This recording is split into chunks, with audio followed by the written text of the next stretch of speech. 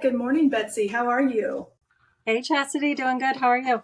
I'm doing good. Thanks so much for joining us today. So I love your family and I love you. Thank You're one you. of my favorite people and you're super powerful advocate. So I wanted to have you on and get to know, let the audience know and let all of us know a little bit more about you and your daughter and your family. So why don't you start by introducing yourself and telling us about your kiddos and your family and your husband? Okay, thanks. Well, first of all, I think you are super powerful advocate, and I remember moving here in 2012 and not knowing anyone and seeing your beautiful family in church and just wanting to know you because I could just see how much love there was and how awesome you all were. So, you're one of my heroes. So Oh thank you my for that. gosh. Thank you. You're welcome. So, my husband Jared and I have been married for almost 18 years next month. We met as students at Texas A&M and whoop, For and all the non-Aggies, that's an annoying thing that Aggies do everywhere. I'm not an Aggie, but it's this is one a part of our obligatory. cult.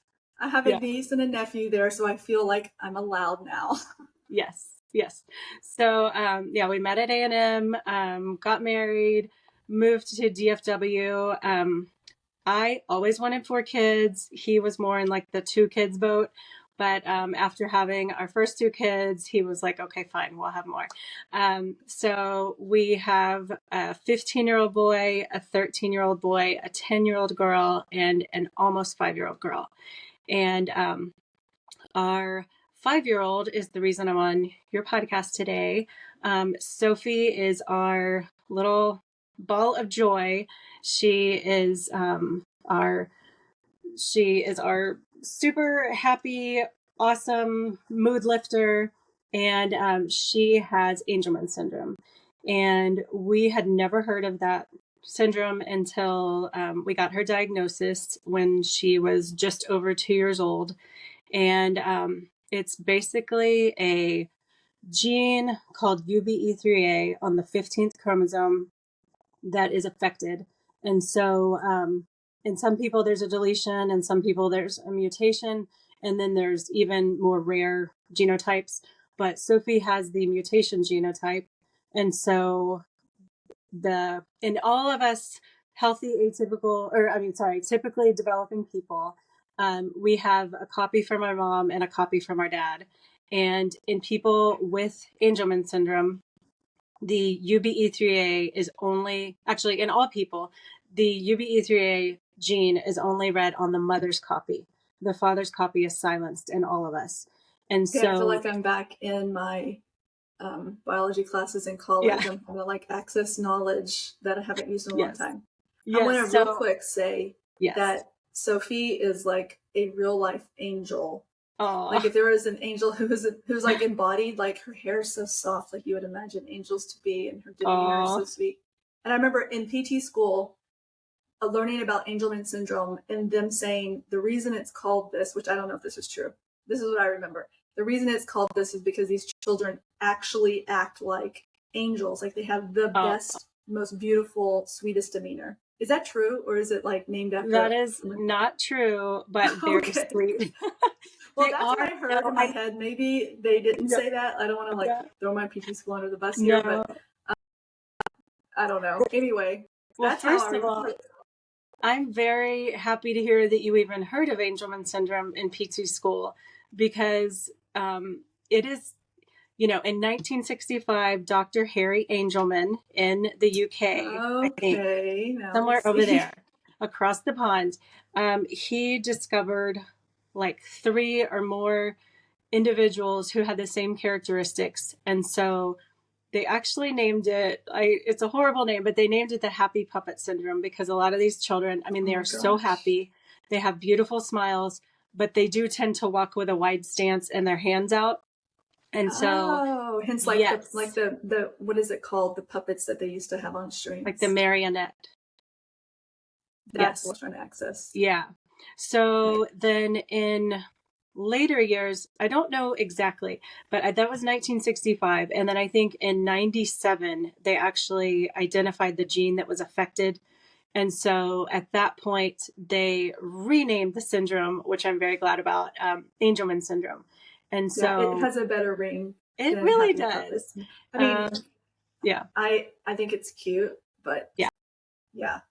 Yeah. So they do, a lot of the children that I've seen with Angelman syndrome, they do look like little cherubs or something. I mean, they're just like They so do. happy. They've got like fair skin, fair hair. Sometimes they have lighter eyes.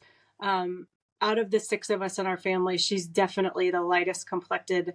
Her hair does not look like ours. It's like a lighter cherry blonde or something, strawberry blonde. And we're all dark brown.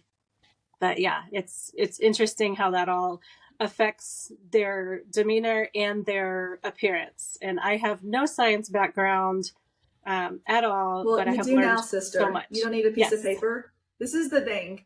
This is the reason I want moms on this podcast, because no one's more of an expert about something than what the mom is about what her kid has. Like, absolutely. you just rattled off this crazy stuff that I learned in molecular biology and genetics. And I'm like, wait a minute, that's been a long Oh my time. gosh. Like, so, uh, yeah, you are the expert in this. Yeah, Isn't it crazy, definitely. Betsy, to think about, like you said, in 1997, they found the gene. Like, if you think about that, really, that's only, how many years is that? Like 26 years ago? Like, we're Feels on the like 10 years just, ago. I will say, yeah. we're on the like very beginning end, very, not end, the very beginning of, I feel like these like breakthroughs. It's Oh, the same definitely. with Dominic. From the time he was born, they were like, he has a mutation that nobody, like, they don't know. They've never even seen it. And then now I'm in this group online, and there's like lots, dozens and dozens of kids Wow. that just in this small span of time. So I feel like, I don't know, I just feel like we're in an exciting time right now, like just at the beginning of all of this, of like really understanding different genetic disorders and the genes and Definitely. mutations. So Yeah, when Jared and we took about a month to absorb her diagnosis and just figure out what we could learn about it before we told anyone. And by the time we told the kids, we had all this good information and we were like, look, she had started physical therapy at 9 months. She wasn't diagnosed until like 26 months.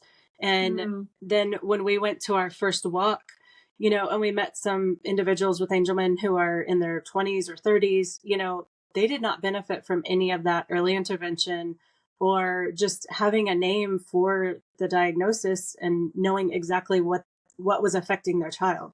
So we yeah. always say, like, we are just so fortunate that Sophie was born in this time where we can Mm-hmm. absolutely advocate for her, talk to other parents who have the same diagnosis, figure out best practices, and just do all of our best to get her the best care and the best life that she can have. So Yeah, um, absolutely. hopefully we're Can doing that. you? She's very happy. She is. Yeah. She always makes my day. So I know Betsy and I know each other in real life, IRL for you teenagers out there. I have teenagers, so now I know these cool acronyms. But and so I have the privilege of getting to see Betsy sometimes, and so I mean, Betsy. I do have the privilege of getting to see Betsy, but also Sophie. That's what I meant to say. Yes. And our oldest boys are very good friends, so we're all kind of intertwined a little bit. Betsy, can you tell us a little bit about your process of having Sophie, kind of having that intuition that something was, because I remember you going through this and Hmm. talking to me a little bit about it, this intuition that something wasn't quite right, but you weren't real sure, kind of that process. And then what was it like for you when you finally got a diagnosis? Definitely. So she's our fourth. Um, and actually, I had two miscarriages before her, like one ectopic pregnancy that ruptured, was very traumatic, and then a 20-week loss, a little girl we named Emily. So we I'm had, sorry about that. we thank you. We had our first three, no trouble, right on track, and then it took us a lot longer to get Sophie, and we definitely wanted her. But after going through the two losses, um, my doctor knew that I was kind of on high alert for everything. So she brought me in for a lot of sonograms. I got to see Sophie. I mean, she was like the most photographed baby in utero. I think I have like 38 sonogram images. But anyway, Oh, really? so yeah. So That's awesome. I mean, I didn't have that many sonograms with the others, but even when I was pregnant, I feel like she was not moving a ton. And whenever we would do a sonogram, she was always kind of like covering her face, or she always had her hands in her face. And I mean, that didn't seem like weird to me, but then I was like, it's just, it's different from my other ones because they were always moving and, all and of that. looking back, probably you're like, oh, okay. Yeah. Yeah. So I went into an appointment for decreased fetal movement, and they decided to induce the Always next day. fun, Yes, because she was done baking. It was after 37 weeks, and so went in for an induction. It turned into an emergency C-section because she was just not descending. And when they got her out, her her cord was wrapped around her neck twice, and then it was kind of like seat belted across or diagonally.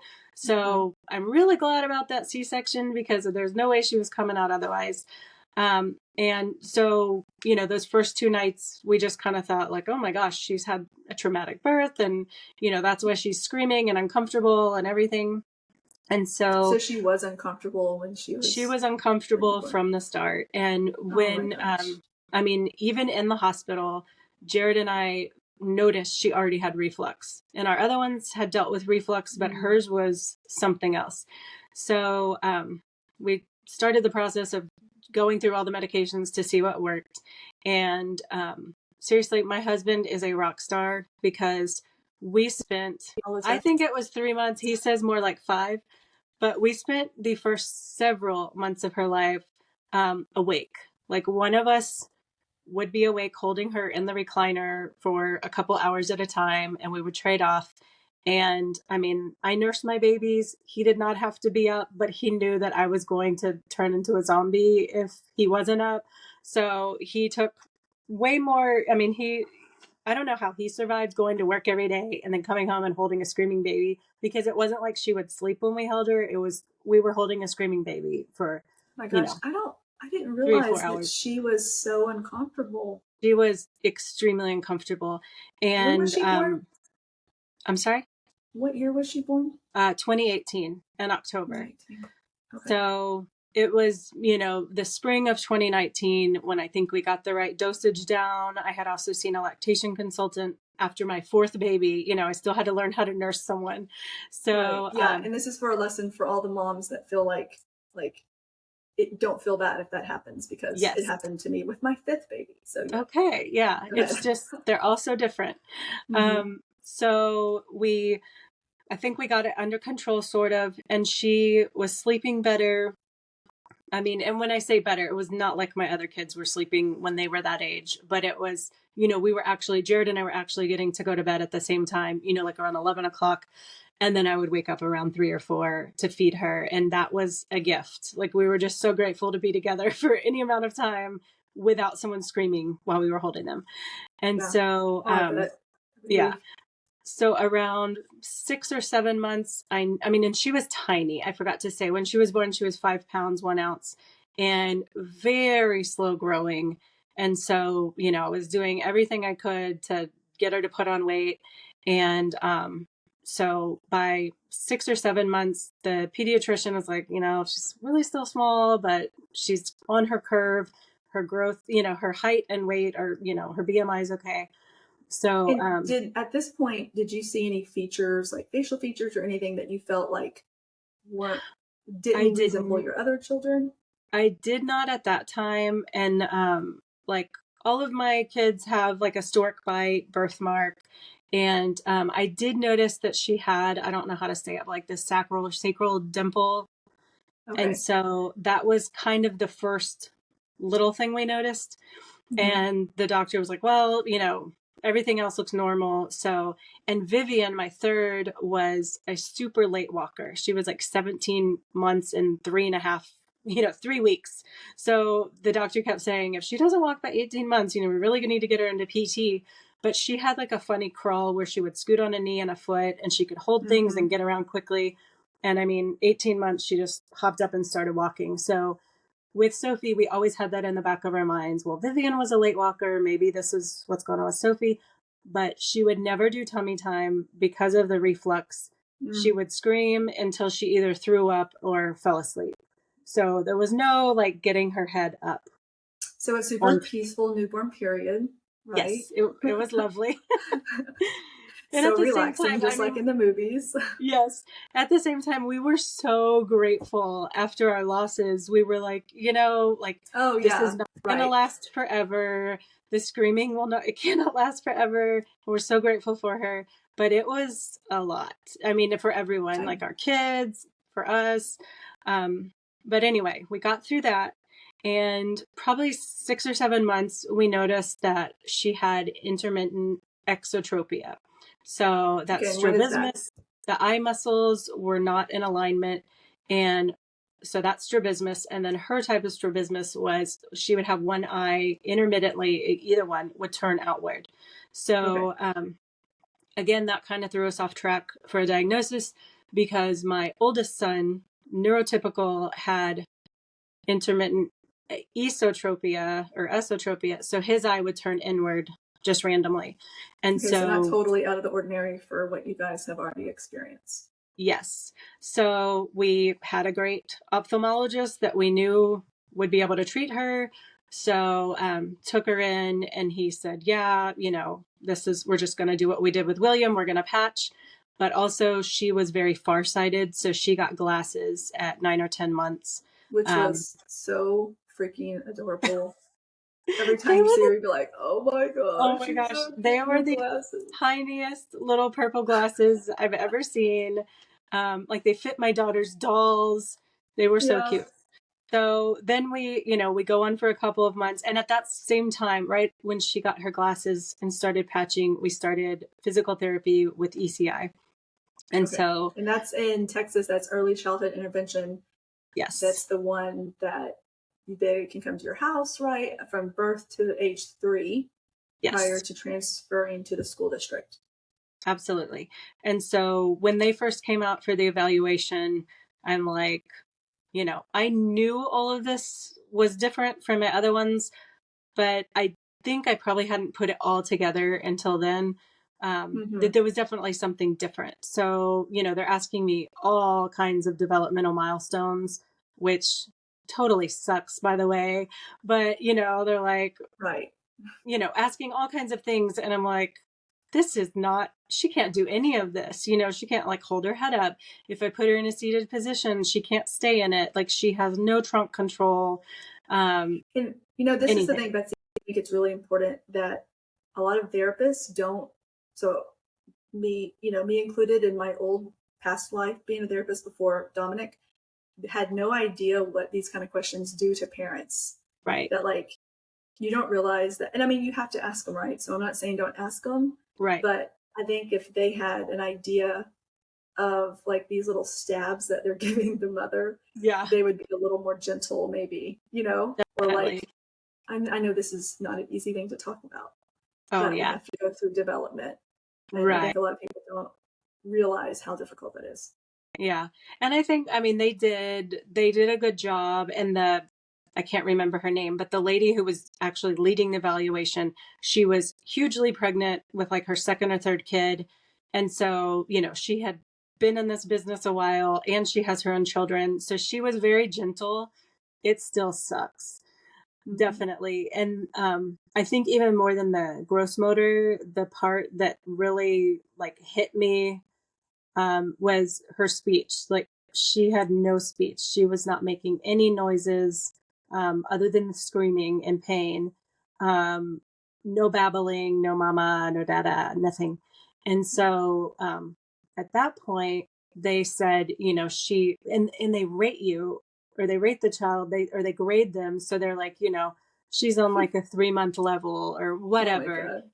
That is really hard to hear. But the speech, I think, was the worst part for me at like the 10-month evaluation. And then they didn't start her in speech until 18 months. So we did Why? physical therapy from 10 months on and love our physical therapist. Sophie's about to be 5 and we're still with her. She moved to a private practice. And so we're seeing her there and she's wonderful. Awesome. And I mean, she just absolutely loves Sophie and has known her through everything. She knew her through the glasses, through the patching, and then all of the Mm-hmm. testing I'm going to tell you about. So we love Caitlin, But yeah, it's just a really hard thing. But in the end, I mean, we are so grateful that we started with ECI that early. But I will tell any parents who are going through the diagnosis right now, or just seeking, help from ECI to see if there is anything they need to be worried about. When they came to my house at 10 months, they evaluated her and they said, hey, here's this Texas Medicaid waiver wait list. We don't know what's going on with Sophie, but you can definitely call and get her name on the wait list for these programs because they take a while to come available. And at that time, I think I was in denial, and I was like, she just has some gross motor delays and speech delays, it's but fine. No need to overreact and get on this list that takes like 18 years to there's come actually to people who need it, so yes. I'm not going to take a spot. So I did not at that time put her on the wait list, and didn't end up doing it until 2 years later. Well, no, a year and a half later, and she's still not at the top of the list. So I would say to any parent, if there's anything a little bit off, I would say get your name on the list just in case. You don't have to use it if you don't end up needing it. So, right. And the way it works is if your name comes up and you don't need it and they call you, you just say, we don't need it anymore. Thank you. You can take me off the list. So you're not taking a spot from someone else. Right. So you don't lose anything by getting on the list. Right. And I feel like this is one thing that is not common knowledge, and it's really hard to find out for medical parents. So the way I found out about, so in Texas, it's called MDCP, Medically Dependent Children's Program, is a friend from PT school had a child who had special needs, or he had a lot of medical issues going on. And when Dominic was in the NICU, she came and she gave me this giant stack of papers, and she was like, today you need to call this number and get on this list. You need to talk to this person. Tomorrow you need to do this. And I was just like, okay. That's awesome. And so I got on the list. Then I went and told the case manager or whatever, hey, just so you know, I got on this list. And she's like, oh, that's excellent. And I was like, isn't that your job? Aren't you supposed to be the one telling me this? Like, yeah. Yeah. So it's really hard to find out, and like, you're not told. So I don't know if you've had this, Betsy, but I distinctly remember the first time this happening. I was walking into Albertsons, which is a grocery store down here, and I had Dominic, and he was in his wheelchair, and this mom came out, and she like beelined to me, and she was like, is that your son? And I was like, yeah. And she goes, all right, this is what you need to know. I have a kid like yours. And like, I was thinking like, oh my gosh, we're going to make a connection, another medical mom. And she was like, I got 5 minutes, sister, because I'm busy. And she told me like a list of like 50 things. She's like, you need to make sure you're on this list, make sure you're on class, make sure you're on MDCP.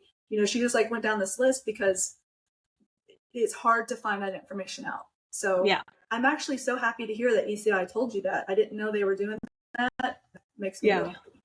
They did. And I mean, they did not push it, which I think they were being gentle, but it took me a long time to realize like, oh, this is like a genetic abnormality that is going to be with her for the rest of her life. They may not have known either, really, but yeah, I don't think they did. But anyway, so we have them come at 10 months. Then we start PT. Then at her 12-month appointment, she's still small and not doing much, but her pediatrician and I agree, based on Vivian's late walking and the fact that Sophie's in PT, we're just going to see how it is. But she does schedule a 15-month weight check, which at the time I was like, oh, I'm doing everything I can. This kid is eating, like she's proportionate. I was pretty annoyed, but I went. And then at 15 months, it was right before COVID hit. And they said, okay, we want to see you again at 18 months for another weight check. I seriously almost called and canceled, or I think I did call and try to cancel the 18-month appointment. But the nurse was like, we'd really like to see you. Please bring her in. And so I was frustrated, but I went in, and her pediatrician was like, look, we've done some different blood tests. We did the microarray. Everything came back normal. So she said, I'm just going to send you to like every specialist in the Cook Children's Network. We're going to figure out what's going on here. And so good for her for being proactive. Yes. So again, we totally lucked out at the timing because it was like, I think April 2020, everything had shut down. and was just now reopening. And so many people had canceled their appointments with neurology and cardiology and endocrinology, like all the doctors that we needed to see, we were able to get into within less than 2 months, which is unheard of. Which is unheard of. Yeah. Yeah. I mean, Yeah. every medical mom knows that. Like, it's very important that you go see neurology. So you call to make an appointment, and they're like, our next available appointment is in 3 years. Yeah. You're like, is it important or not? Yeah. So, You're like, yeah, is that's this not an amazing. emergency? Yeah. Yeah, So this is an emergency in my mind right now. yes. So after that, the endocrine tested, like, I don't even know what these mean, but like TSF3 or IGF3 binding protein, all these different things. They all came back normal. Then cardiology tested her heart. That was normal. And with everything, you know, you're checking off like, oh, great. She doesn't have a heart condition. Like, this is awesome. And then you're like, but what is it? So, which can almost neurology bring more anxiety. Like, you don't want a diagnosis, but you kind of want a diagnosis because at least then you know. Yeah, absolutely. So, neurology ordered, or neurology and endocrine wanted to test her. Oh my gosh, I can't think. They wanted a brain MRI, but they wanted to also see her. What would endocrine want to see, Chasity? Well, all the levels, the maybe thyroid levels. Yes, thyroid. That's what it was. Okay. So So we go in. Ooh, put me on the spot. Sorry. So we go in and do the MRI. And again, I had seen my then 3-year-old neurotypical son, William, have an MRI when we were trying to figure out what was going on with his eyes. And it is really weird to put your 3-year-old child under, but it is super weird to put your super tiny 18-month-old nonverbal child under anesthesia just for testing, you know, like for routine testing. And so that for was people that don't know, children, if they want to get a clear image, they have to be at least partially sedated because they can't stay still long enough for them to take clear images. Yes. So it is weird. That was very nerve-wracking and scary. And, you know, just because of her size, I think she was like 18 or 17 pounds. And so, you know, you're just like praying that this person doing the anesthesia that day knows what they're doing. Like, we're very grateful. Did you have breakfast? You had your coffee. Right. So, we're very grateful for our hospital system. We love Cook Children's, but it was still nerve-wracking. Mm-hmm. So, the one thing when I got, you know, they came out to get me and they said, your daughter's waking up from anesthesia. William had been an absolute monster when he woke up from anesthesia. Like he was raging. They wanted him to just eat a popsicle so he could go home. And he would not. He was just in my lap fighting me, you know, and mad. So I'm expecting that from Sophie. I'm like, this is going to be horrible, but you know, she's waking up. We'll get through it. I walk into the room and there's like 3 or 4 nurses around her bed and she's just sitting there smiling at them and like so happy. Gosh. And they were like, we have never seen a kid this happy from waking up from anesthesia. Like she's perfect. So, yes. No one else was getting seen that day. Everyone wanted to be with Sophie. So that was like another thing that I was like, whoa, that is like strangely different, but in a good way. Like we were so happy that she, you know. She's so happy now. That's great. Yeah. So that afternoon, the neurologist nurse calls me and she says, okay, we got Sophie's report back. She, the doctor's going to call you tomorrow, but she has Chiari malformation and, you know, the doctor will call you tomorrow. That's basically all she says. So then you're like, I latch on Google and freak out. So I latch on to this Chiari 1 malformation, go do all the Googling, you know, find all the Facebook pages of support groups. And I'm like, we're going to figure this out. And, you know, I called Jared and I'm like, hey, we have an answer. It's Chiari malformation. That's probably why she's delayed. She's probably having like neck and shoulder pain and headaches and all this.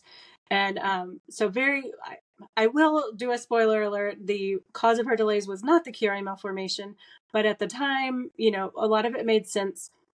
And so it's the back of the skull is too small to house the entire brain. So the cerebellum pushes down a little bit and it's outside of the skull. And that can also come, or it's often accompanied by scoliosis and or what's the tethered cord. So like the bottom of the spinal cord is like tethered and twisted and stuff. Mm-hmm. So luckily they had done during the MRI a full spinal MRI too. And they could tell me immediately that it was not tethered cord. We were only dealing with Chiari-1, which the neurologist then told me, this is just an incidental finding. It's not a big deal. But I had already like decided it was a big deal and it was the cause of her delays and jumped in, with both feet. So we found a Chiari expert neurosurgeon in Dallas and went to see him. I think this was like in June that she was diagnosed with that. And we got in to see him in August and, got all her records over to him, got all of her imaging and made a big, Jared took off work that day. We went to see him. And again, he was like, yeah, she has it, but I don't think that's why she's delayed. And again, it's like, we're starting over, square one. I'm going to find another neurologist who's going to agree with me. How about that? Like, are you really an expert? Because I'm basically a doctor by now. Yes. So that was in August of 2020. And then, there were a couple months where we were just like, okay, well, this is Sophie. We're just going to see what happens. We're going to continue with the PT. She had started speech at 18 months and we were just going to see what happened. Well, then in October, we had just a regular follow-up Zoom with her neurologist. And we talked for a while. He's like, how's it going? What's she doing? Everything. And then at the very end of the call, he said, okay, well, if she develops seizures, give me a call and we'll run a CP panel. And I was like, well, why don't we just run it now? Like, I don't want to wait for seizures. I want to know now if she has cerebral palsy. I'm super anxious. I'm never going to sleep again. Yes. So he's like, if she explodes, then let me know. And then we're going to, Yeah.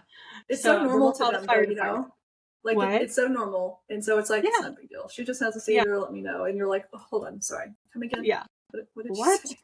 Exactly. So I said, let's just do it now because I don't want to wait. And so he had this buccal swab kit mailed to our house.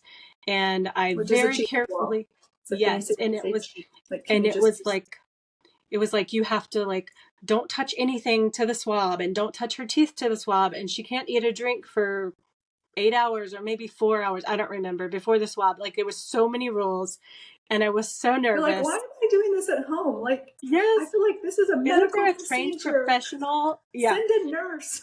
Yes. So sorry, my eyes are wetting. So I wake her up one morning, I've got on gloves and I'm being very careful not to touch her teeth. And I'm very pleased with myself, get it all in the envelope, send it back by FedEx. And then I don't hear anything forever. And so I'm like, this is very frustrating. Fine over here. Don't worry about me. We're fine. So then that was in October. Then in November, I'm not a patient person. So I call the company that's doing the testing and I'm like, you're just a good advocate. Well, I was like, I'm waiting on my daughter's results and I know that they can take a while, but I don't even see that her box has been logged into the system. And they're like, oh yeah, we have that, but you didn't collect enough saliva. So the test didn't work. So they just like weren't going to tell me, I guess. So they send me another one. I get the most saliva you've ever gotten, send it back. It's dripping. And then, yes. And then on December 8th of 2020, Sophie's neurologist calls me and it was like a very short Zoom. And he's like, we've got the results. She has Angelman Syndrome. He was like, it's not great. I'm not going to lie to you. Some of these kids don't walk. They definitely don't talk. They're going to be happy, but she's going to live with you forever. And like, he was very honest about it, but it just left us very fearful for her future and, not excited about this diagnosis. So Jared and I said we took like 3 weeks to just process it ourselves. And how did you all do that? So I'm not a crier, but I basically just cried every night in bed. And, I don't want this for my kid. I don't want her to be weird. I don't want her to be different. I want to be able to hear her, tell me things. I want her to be able to tell me if someone's mean to her or if she's happy or, all these things. So I just want to real quick say that I'm so glad you used the word weird, because I feel like these are honest thoughts that we actually have, but then we're not supposed to say it because we're supposed to just be like, oh, we're so grateful, but like, I always felt like that. I'm like, right. You want people to look at your kid as weird. So you want them to be loved for who they are and accepted and wanted. You want people to want to be around them, just like you want for yourself. So this is very atypical of us, by the way. Like, I'm not usually one to like kind of internalize things. Like, I want to talk about them, but at that moment I was. And then Jared was like, well, I'm going to find the best damn kid with Angelman syndrome and show them to you. So he found Angelman.org, which is run by the Angelman Syndrome Foundation, which is another reason that we are so fortunate to have gotten this diagnosis in 2020 and not, 1987 or something.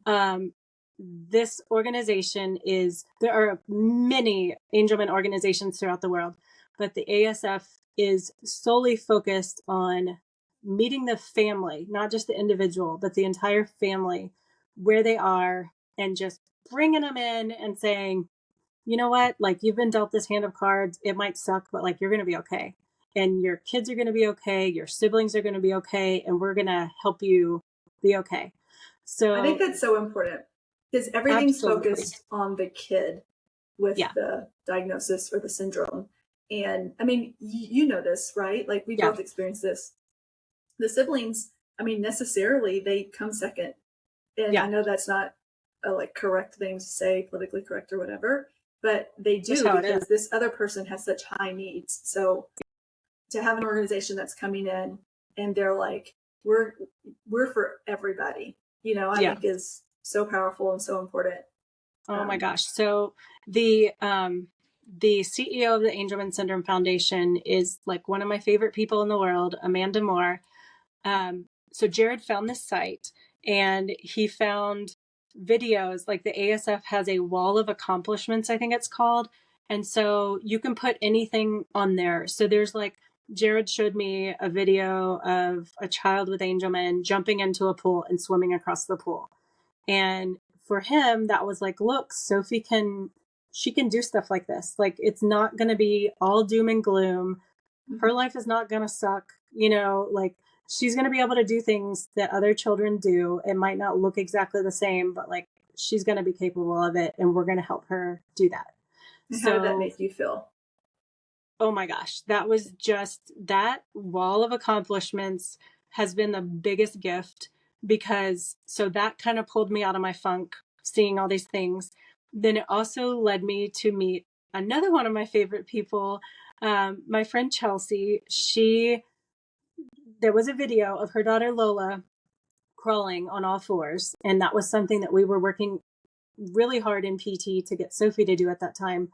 And the video has like Lola's 3 older siblings behind her cheering her on. And I watched that video a million times and was like, oh my gosh, like, this looks just like our family. Like, Sophie trying to do something and her siblings just there rallying for her. And then I looked down and it says Lola Guido, Fort Worth, Texas. And I'm like, oh my gosh, we live in Fort Worth. So I see that they're in Fort Worth, Texas, and we live in Fort Worth, Texas. So I got super excited and also a little stalkerish, and like, and spent you're like, we're going to be best friends. Yes. So I spent quite a bit of time looking for this family, and luckily they have kind of a different last name. So I found this woman, and sent her a Facebook message. And, it's just funny that I can still look back and see our conversation at the beginning, but I'm like, Yeah. I hope I'm not a total creep, but your Hi, can I daughter's come to your house? Yeah, but we're Do you gonna want to be best friends. And what friends? coffee do you like? Yeah. I know.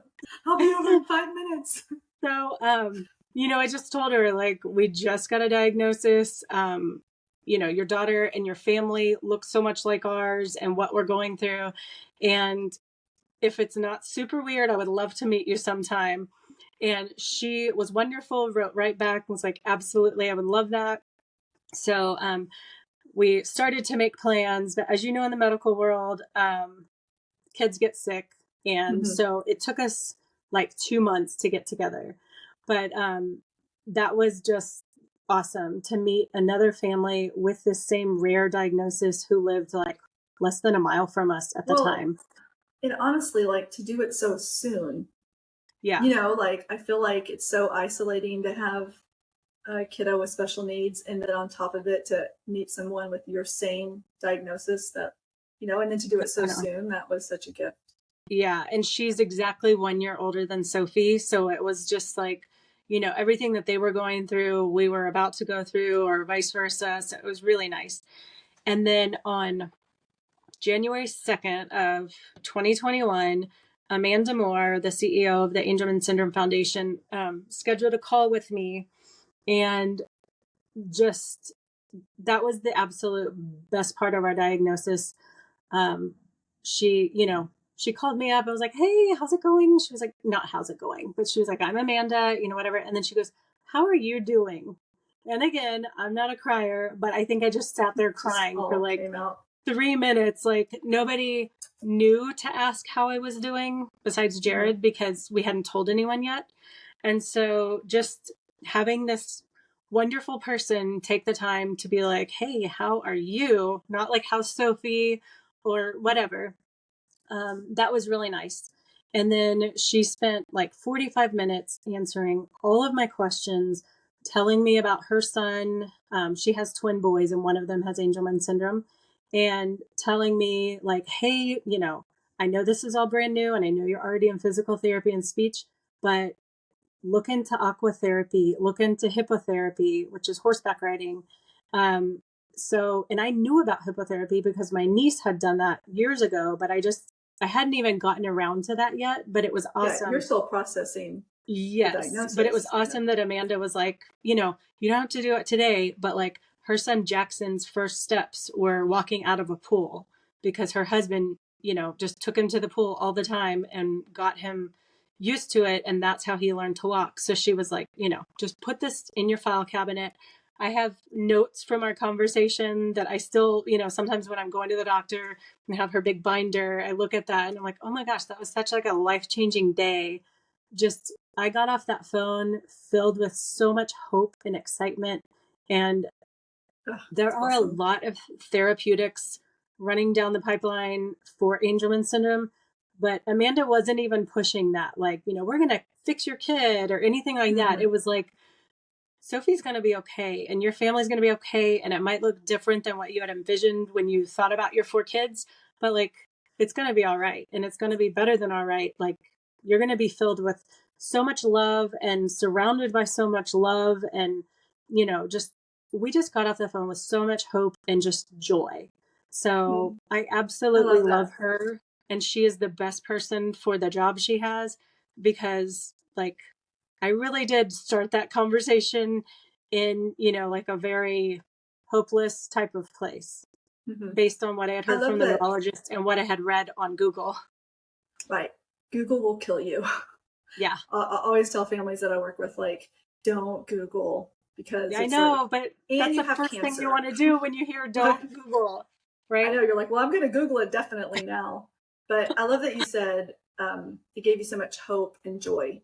I feel like that's the biggest thing that, like, I want people to know who are just getting new diagnoses. Like, it's okay to have the mourning period and to feel sad and to feel all that stuff, but also to have hope. And like, you're mourning this life that you thought you were going to have, and this family that you thought it was going to look a certain way, but it's going to end up in the end being so much better, Yeah. And I'm not saying that there's always happy endings, because like ours Right. wasn't really a happy Yeah. ending. But at the same time, I feel like we had so much more joy and love, and that we would have never had if we just had regular, you know what I mean, neurotypical Definitely. kids. Yeah. So I love that you said that. This like it's the biggest piece of advice, or the biggest thing that I want everyone to know.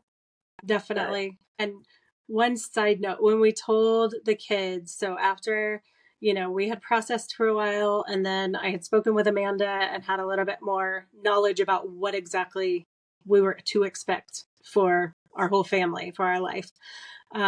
We told the kids at dinner one night, and, they were, let's see. So Sophie was 2. So Vivian was like 8, Henry was 11, and William was 13. And, they pretty much took it as we expected. Vivian was very quiet and worried. And the boys were, more interested in the science part of it. Like, how did this happen? Or, what does that mean? So we tell them what we know. And then we ask, do you have any questions? And Vivian was very quiet, but we could tell she wanted to say something. And finally she said, well, what's going to happen to Sophie when like you and Dad, and then she won't say it. And oh so my I gosh, said, that young, she was already thinking about that. yeah, like She's first. so smart. So she said, like, what's going to happen when you and Dad die? And I started saying, well, hopefully that's going to be a very long time, but there are plans we can make. And then William kind of butts in, and he was like, well, I mean, probably my wife and I will just let her live with us by that point. She loved you so And much.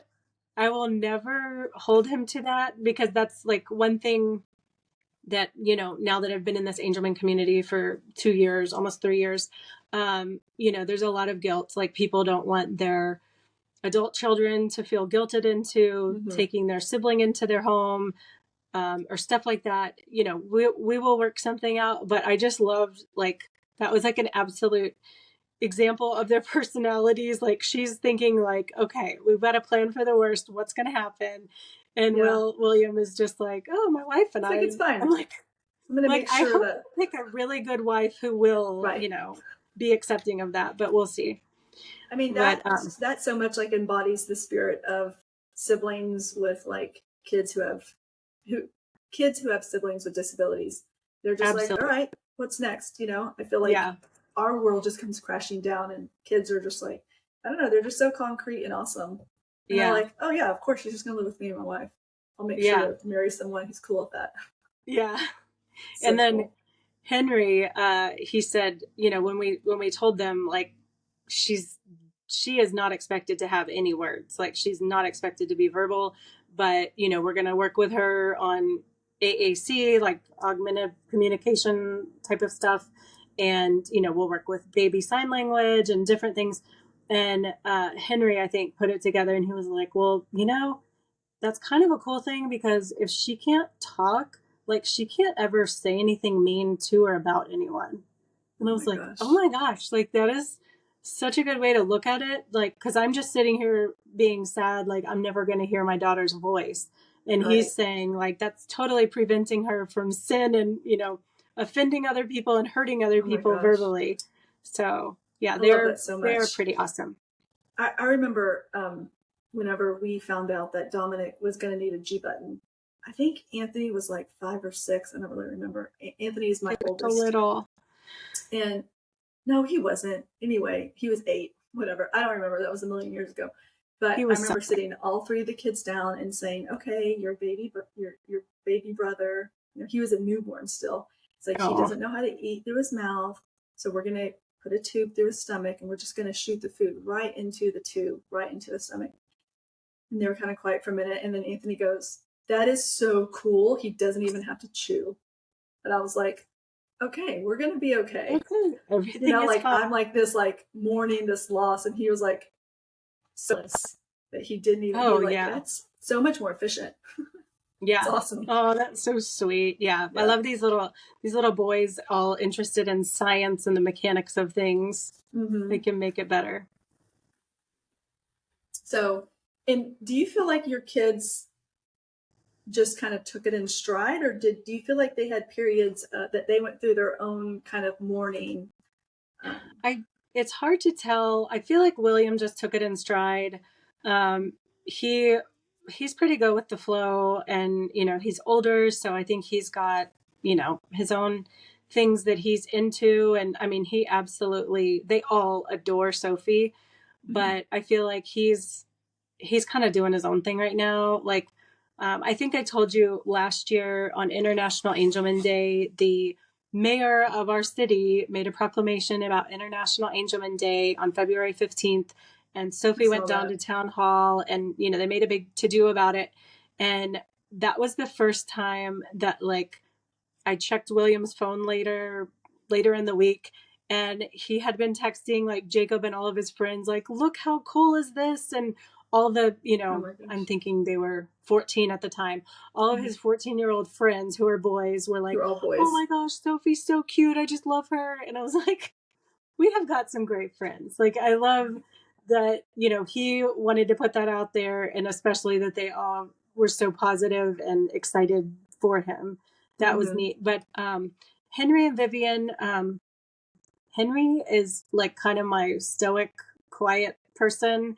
Mm-hmm. And I think he has such a special role as Sophie's brother. Like, they just love each other.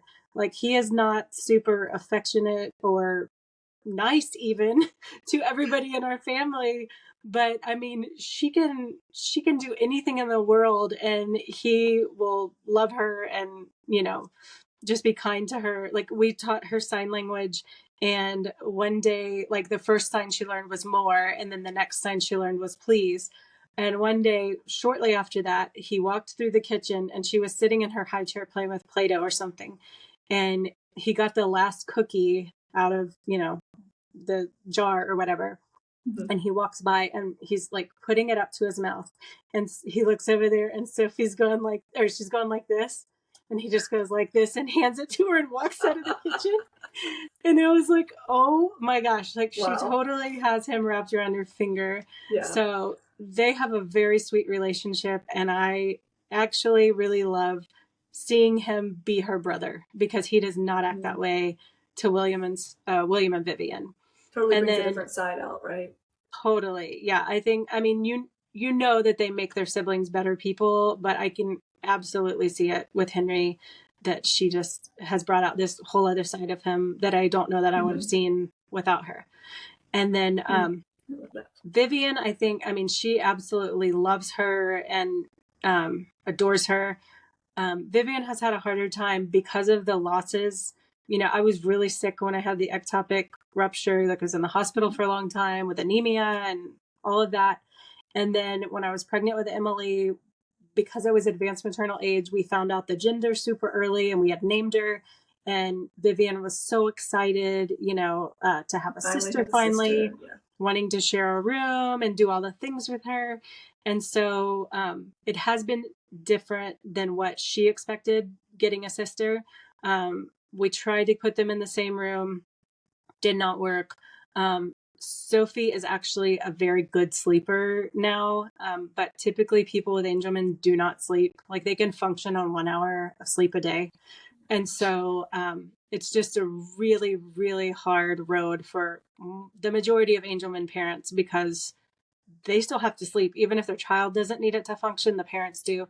So we thought about putting the girls together. We did put them together for a couple of nights, but I did not want to mess up Sophie's sleep in any way, shape, or form. Mm-hmm. So we decided that was That's not a good smart. thing.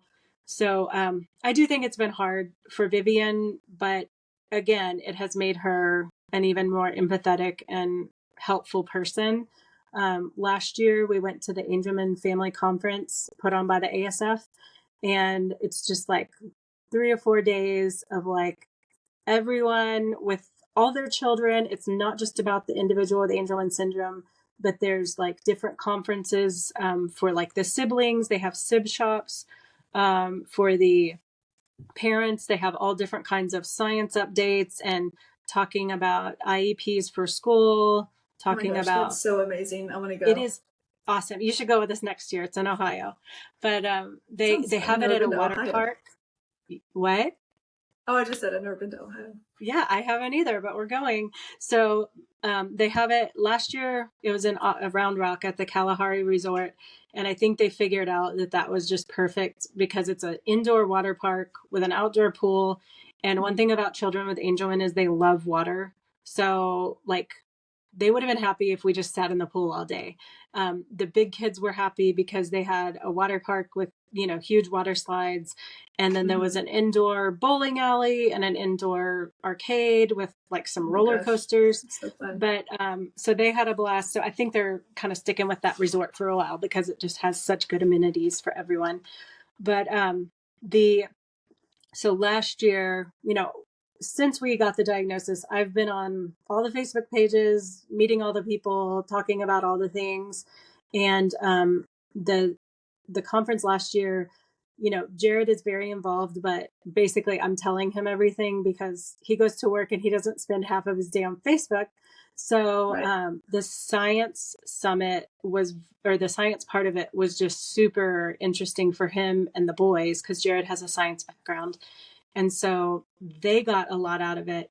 But then I think all three of my older kids really benefited from being around all of the siblings because there were adult siblings running the sib shops, and then there were kids their age who they made really good connections with.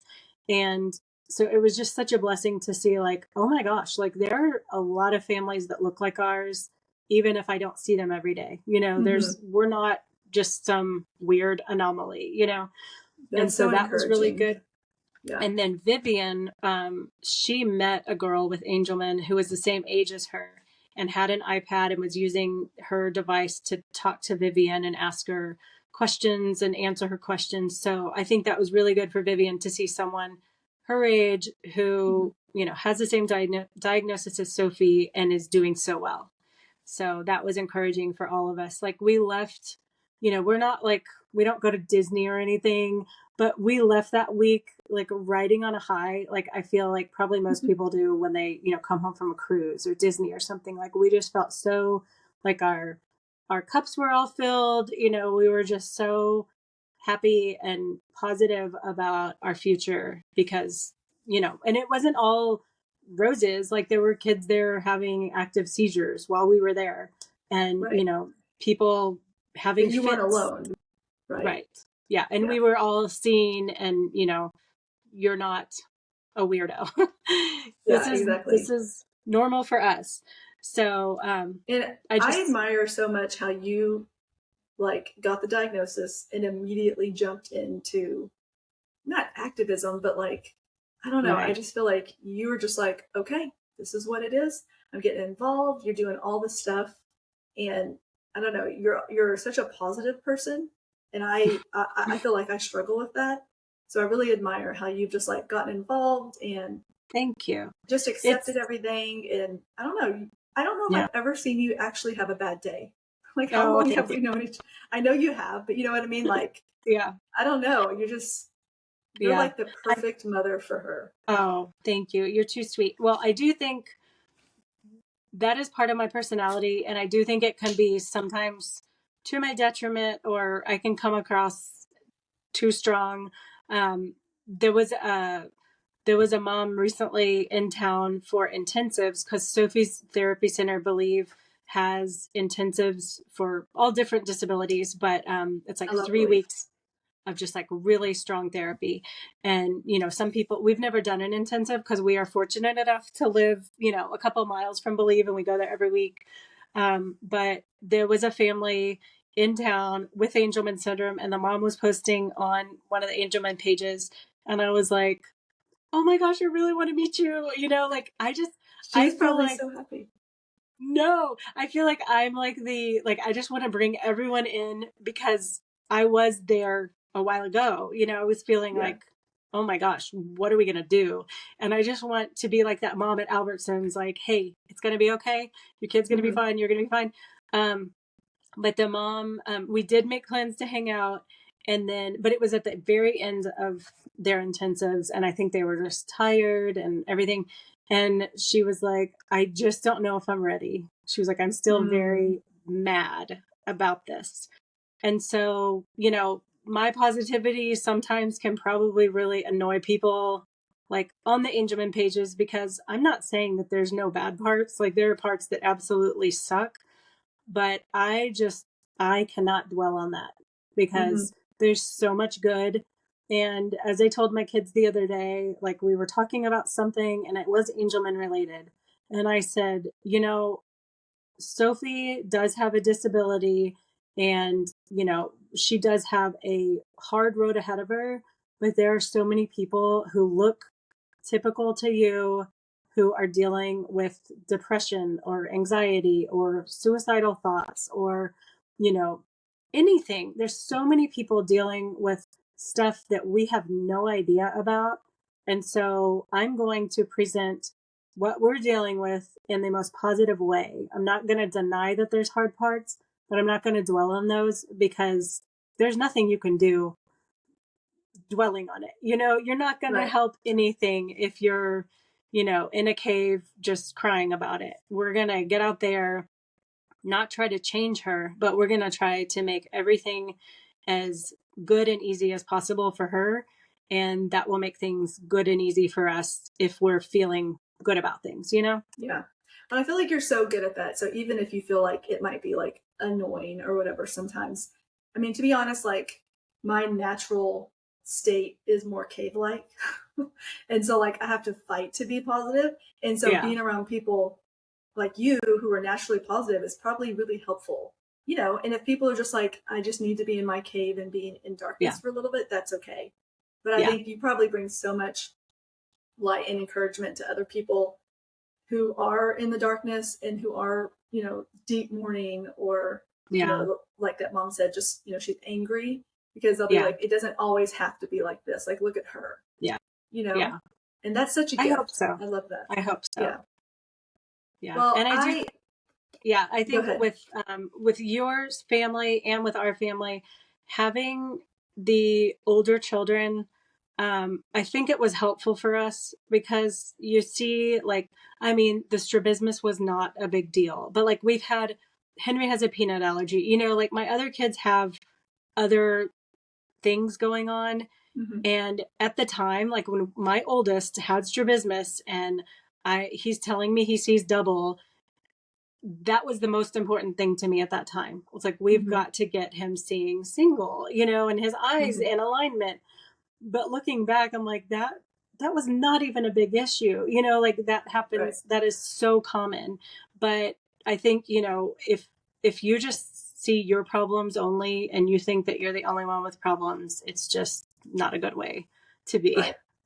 Yeah. This is the thing I love the most about doing home health is everyone's house is a mess. And like, I love it because, you know, you go into people's house, like, I'm so sorry, it's a mess. And I'm like, no, it's not. You live here. This is not a mess. It's fine. But like going in and just, and it's like that. Everyone's life's a mess to a certain extent. Oh, totally. Right? Everyone's dealing with something, whether it's mental health issues or fighting in your marriage or whatever. Everyone has something. So it really brings things into perspective, right? When you have like, but I will say it backfires because like one of my typically developing kids would get hurt or whatever. And I'd be like, you're fine. You're fine. Yeah. Like you can walk, you're breathing. Yeah. And then I have to be like, go put the boot back on. Right. They have needs too. I should probably get that x-rayed. Oh, it is broken. Great. I'm glad I waited 2 days. Awesome. Because you get like desensitized almost, but it's such a good reminder. Yeah. Well, you're one of my favorite people in the whole world. Oh, thanks. You too. I'm so grateful to get to know you and to get to hear more about your family and introduce you to everybody. And Sophie is literally like a living cherubim, and she brings so much light to the community and to the world. And I'm so grateful that she's here. Thank you. I am too. And all your kids, you just have like having a sibling like Sophie just brings the best out in people. It just makes the world kinder and better. So I just want to thank you for being you and being amazing and saying yes to having Sophie and fighting for her and being on so everyone else can get to know her. I hope to have you on again. But absolutely. I loved hearing your story, and I know everyone else loves it too. So Thank you so much, Thank you. Betsy, for being on. And Thank you, Chastity. I'll see you around town. Sounds good. Okay. Bye. Have a good one. Thanks, All you right, too. Bye. Okay. You can hold on. Let me stop recording. Did you say everything?